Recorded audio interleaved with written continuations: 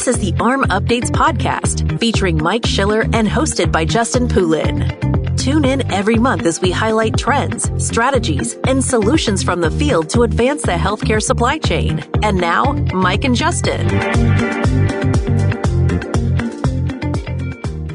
Welcome to the AHRMM Updates podcast. I'm Justin Poulin from Power Supply. Joining me, Mike Schiller from AHRMM. I can't believe how many months that we've put behind us already, Mike. This has been a really great project to work on with you. And I know we're wrapping up 2023. This is the very last podcast of this calendar year anyway. And we've got, kind of our typical format, but we're also going to add in a little bit of a recap at the end. So, Mike, it's just great to have you back. And I know we've got a couple of things we want to highlight for everybody today.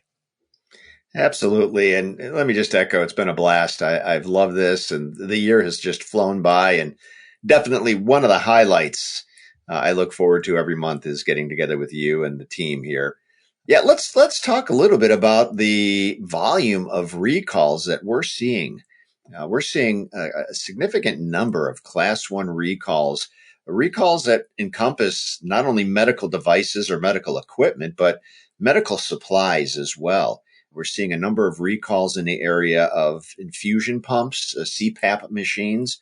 On the commodity side, or some of these items that are used very, very frequently in patient care, we're seeing recalls in the sterile water and saline space, eye lubricant, and syringes. And so definitely something that supply chain leaders need to be looking into. I'm sure that, they're getting all of the reports. We send this out in our weekly supply chain watch.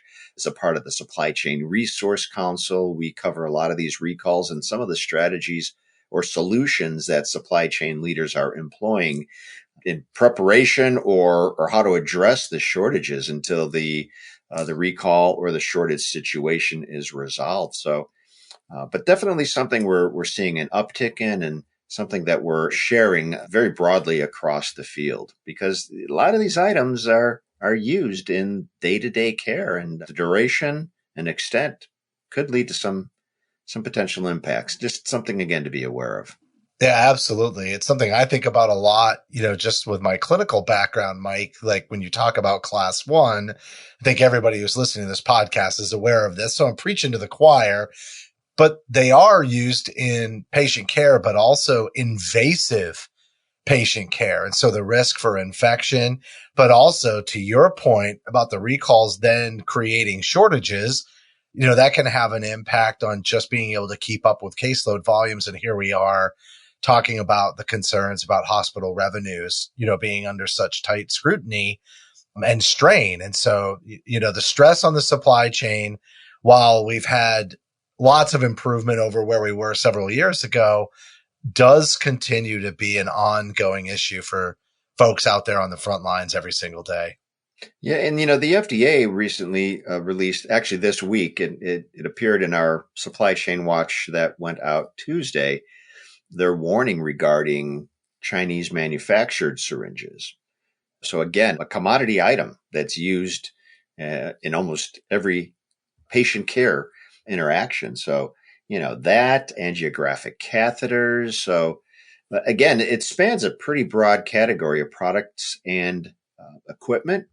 So again, something that we are watching, and something that I know my colleagues in the chairs at healthcare organizations are very attuned to.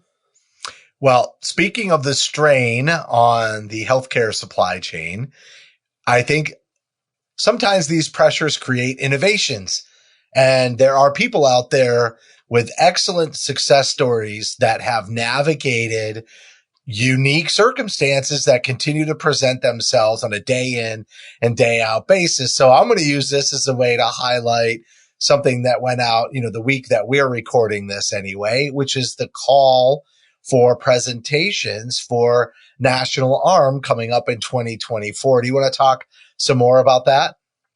Absolutely. We're excited to get this information out and to start getting folks thinking about the AHRMM conference in 2024. It's only 2023, and yeah, we're closing the year up, but I guarantee you September 22nd, 2024 will be here in the blink of an eye.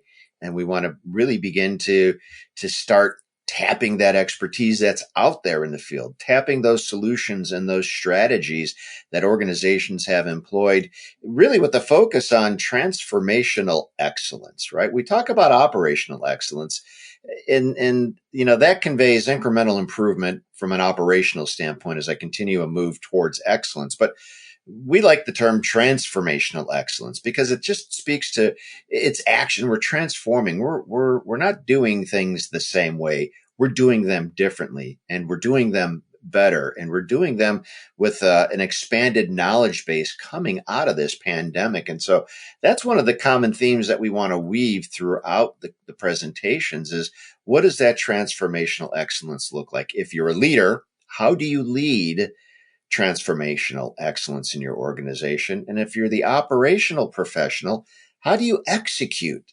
transformational excellence within your organization? So we're really excited. We've revised our tracks. We've consolidated some of the tracks, and that information has all gone out today. So we're really excited to see the submissions that we'll get this year.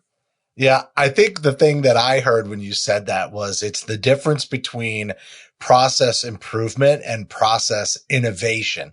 So that leadership component, when you're talking about that level of disruption, is a really critical component, especially when you're talking about moving, individuals on your team who are already under a lot of stress. I'd say the normal human response is to say, hold on a second.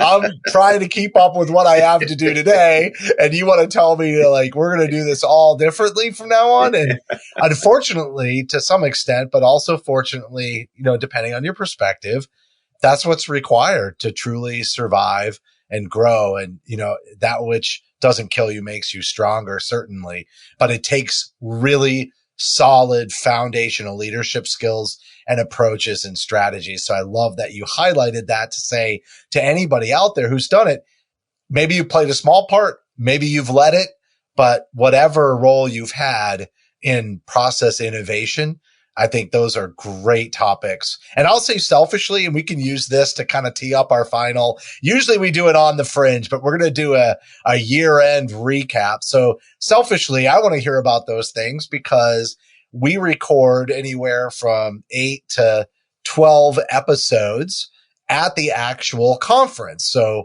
I get sequestered into a room and people come and find me, and then we sit down and it is the room last year was huge. I could have hosted a podcast party. It was excellent, but we have a lot of great conversations, and some of the people that are joining me have presentations that they're doing at the event, but it is just a really great time for me and I learn so much. I learn a lot when I'm able to attend any of the sessions, but I learn even more just conducting these podcasts and being able to speak with some of the people that are leading, the industry forward who are in attendance as well and engaging in the podcast. So I'll also say this, I'll throw it out there. If anybody's got really good topics for some of these podcasts that they'd like to hear about, we are definitely all ears, and I'll let Mike give out his email address so you can funnel those topics his way.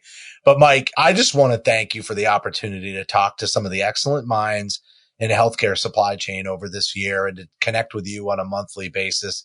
This has been a great project to work with you on, and also the value that our partnership brings to the Power Supply podcast that we're now offering CECs for the certification renewal for listening to those podcasts as well. And I just can't thank you enough. You know what? The privilege is all mine, Justin. You guys are so professional. It's a lot of fun working with you. There's definitely no shortage of things to talk about. You had mentioned, the changes that we're seeing, how we're transforming, and it really spans the spectrum of I'm thinking about this to we're just starting to adopt or to implement to full blown we've implemented and now we're assessing the success of that implementation. And really those are the submissions that we're looking for. these spur ideas in other leaders' minds and get other folks thinking and open their minds up to other possibilities and other examples that are out there in the field. And so we're excited, again, to see the submissions that come forward. We've learned a lot. We've changed a lot in how we've operated since the pandemic. And the opportunity to work with you and the team and highlighting some of the great work that the supply chain leaders are doing out there in the healthcare field has just been a lot of fun. Directing those folks and connecting them with you to record the SME podcast, bringing people to you in your fancy podcast recording room that we set aside for you at the conference, the recording suite, and just bringing those folks and connecting them with you to share their level of expertise has been a blast. I want to thank you guys for a great year, and I am looking forward to what we're going to do in 2024 together and some of the other work that we're talking about. I'm really excited to dig into those efforts and those initiatives as well. And, I want to wish you and I want to wish our listeners a very happy, relaxing, restful holiday season. So before I go any further, let me give everybody my email address, mschiller@aha.org. Send me an email if you're interested in being a part of the subject matter expert recordings that we work with Justin and the team on, and I'll be more than happy to connect you with them. And with that, Justin, it's been a real privilege to work with you and the team. I want to wish you and the rest of the team and all of the listeners that will be listening to this podcast a very relaxing, restful, wonderful holiday season, and looking forward to getting back with you and the rest of the team and the rest of the healthcare field in January of 24. All right, I'll echo those thoughts as we close this one out. 2023 in the books, 2024. We're going to keep doing this, and we've got some new ideas for you as well. We're going to continue to bring some excellent content forward to all of those of you out there working so hard in the healthcare supply chain. And as Mike said, happy holidays to all of you. Thank you for listening to this AHRMM Updates podcast with Mike Schiller and Justin Poulin. Thank you for listening to this episode of the AHRMM Updates podcast. For additional resources, visit our website at ahrmm.org. That's AHRMM.org. Tune in next month for another edition of the AHRMM Updates podcast.